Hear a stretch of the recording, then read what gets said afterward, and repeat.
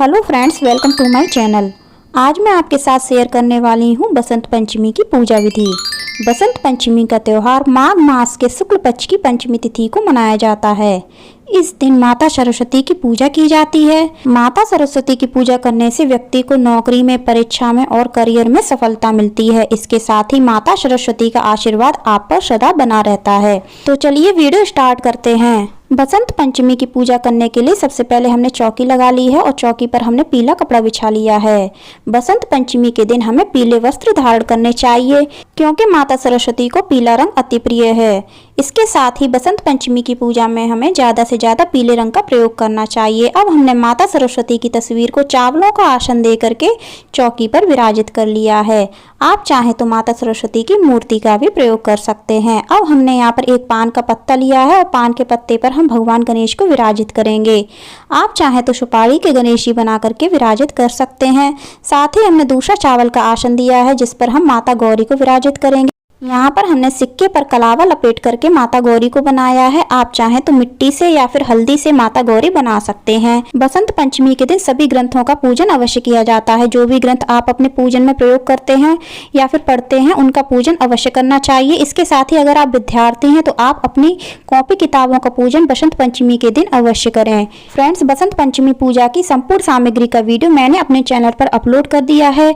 Video का link आपको नीचे डिस्क्रिप्शन बॉक्स में मिल जाएगा। फ्रेंड्स, जब आप बसंत पंचमी की पूजा घर में करते हैं तो आप अपने बच्चों से बसंत पंचमी की पूजा अवश्य करवाएं।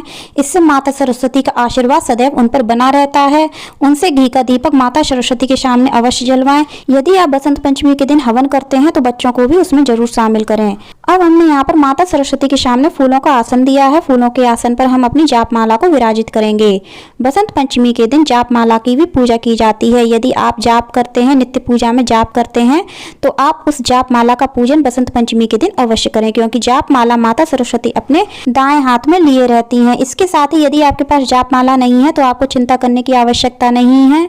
माता सरस्वती की फोटो में जो भी जाप माला है, जो माता रानी पकड़े हुए होती हैं, उसकी पूजा भी आप कर सकते हैं। अब हम पूजा प्रारंभ करेंगे। पूजा प्रारंभ करने से पहले हम दीपक प्रज्वलित करेंगे। सबसे पहले हम भगवान गणेश और माता गौरी की पूजा करेंगे। भगवान गणेश और माता गौरी की पूजा हम पीले चंदन से करेंगे और रोली से करेंगे। भगवान गणेश और माता गौरी को हम रोली भी अर्पित करेंगे। इसके साथ में हम उनको अक्षत भी अर्पित करेंगे।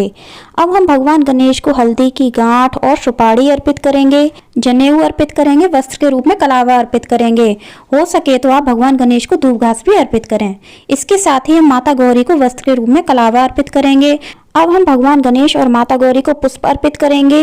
बसंत पंचमी के दिन गुलाल का विशेष महत्व होता है, अबीर का विशेष महत्व होता है। इसीलिए हम इस तरह से पुष्प में गुलाल लगा करके सभी भगवान को अर्पित करेंगे। अब हम माता सरस्वती की पूजा करेंगे। माता सरस्वती की भी पूजा हम पीले चंदन और रोली से करेंगे। उनको हम पहले पीला चंदन लगाएंगे, फिर रोली लगाएंगे और अक्षत अर्पित करेंगे। इसके साथ ही हम उनको वस्त्र के रूप में कलावा भी अर्पित करेंगे। यदि आपके पास पुष्पों की माला है तो आप पुष्प की माला भी माता सरस्वती को अवश्य पहनाएं। माता सरस्वती को हम पीली चुनरी अर्पित करेंगे। साथ में हम उनको पुष्प में गुलाल लगा करके माता सरस्वती को अर्पित करेंगे। इसके साथ ही फ्रेंड्स, माता सरस्वती की पूजा जब हम करें, लगातार हमें माता सरस्वती का ध्यान करना चाहिए। हमें उनके मंत्रों का ध्यान करना चाहिए। यदि आपको कोई मंत्र नहीं आता है तो मैं आपको मंत्र बता देती हूँ। ओम ऐं ह्रीं क्लीं महासरस्वती देव्ये नमः। आप इस मंत्र का जाप लगातार माता सरस्वती की पूजा में कर सकते हैं। अब हमने जो भी ग्रंथ लिए हैं, जैसे कि मैंने यहाँ पर रामचरितमानस ली है, भगवत गीता ली है, दुर्गा सप्तशती ली है, उनकी भी हम पीले चंदन से, रोली से और अक्षत से पूजा कर देंगे। इसके साथ ही हम उनको भी पुष्प में गुलाल लगा करके अर्पित करेंगे। अब मैंने यहाँ पर अपने बच्चे की कुछ नोटबुक्स ली हैं, उनकी भी पूजा हम इसी तरह से पीले चंदन से, रोली से और अक्षत से कर देंगे। यदि आपका बच्चा बसंत पंचमी की पूजा में शामिल हुआ है तो उनकी नोटबुक्स की पूजा उनसे स्वयं करवाएं। इसके साथ बसंत पंचमी वाले दिन अपने बच्चों से नोटबुक्स का दान, पेन पेंसिल का दान अवश्य करवाएं।